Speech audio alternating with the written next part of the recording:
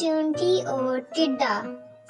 ایک دفعہ کا ذکر ہے کہ ایک جنگل میں چونٹی رہتی تھی اور وہ کہیں جا رہی تھی کہ اچانک راستے میں اسے ایک ٹڈا ملا اور کہنے لگا، بہن ذرا رک جاؤ۔ چونٹی رک گئی اور پوچھنے لگی کہ کیا بات ہے۔ ٹڈے نے کہا کہ میٹھی میٹھی ہوا چل رہی ہے، آؤ باغ میں کھیلیں۔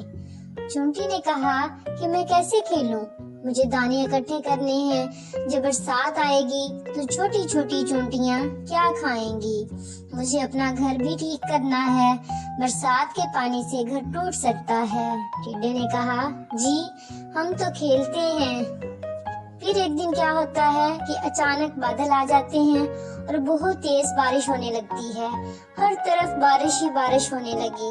ٹڈا بھیگتا ہوا آیا اور چونٹی کا دروازہ کھٹکھٹا کر کہنے لگا، چونٹی بہن مجھے بھی اپنے گھر میں تھوڑی سی جگہ دے دو، میں بری طرح بھیگ گیا ہوں، جب تک بارش رہے گی اس وقت تک یہاں رہوں گا اور جیسے ہی بارش ختم ہوگی میں چلا جاؤں گا۔ چونٹی بولی، بھائی ٹڈے تم نے سارا سال کام نہیں کیا، تم نے اپنا گھر نہیں بنایا اور مشکل وقت کے لیے اناج بھی جمع کر کے نہیں رکھا، اس لیے یہاں سے چلے جاؤ، میں تمہاری کوئی مدد نہیں کر سکتی۔ جو سستی کرتا ہے اس کی سزا یہی ہونی چاہیے۔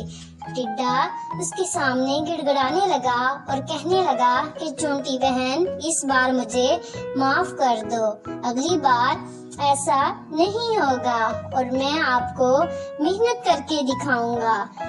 چونٹی نے ٹڈے کو کھانے کے لیے کچھ دانے دیے اور کہنے لگی، لو کھا لو، لیکن میرے گھر میں تمہارے لیے کوئی جگہ نہیں ہے۔ ٹڈا روتی شکل لیے ہوئے وہاں سے چلا گیا۔ تو پیارے بچوں، اس کہانی سے ہمیں کیا سبق ملا؟